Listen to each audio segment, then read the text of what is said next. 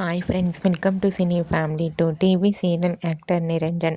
నిరంజన్ ప్రస్తుతం ప్రముఖ స్టార్ మా ఛానల్లో ప్రసారమవుతున్న సత్యభామ సీరియల్లో హీరో క్రిష్ క్యారెక్టర్లో చాలా చక్కగా నటిస్తూ తనదైన స్టైల్లో ప్రేక్షకులను బాగా ఆకట్టుకుంటూ ఈ సీరియల్తో మంచి సక్సెస్ను అందుకుంటున్నారు.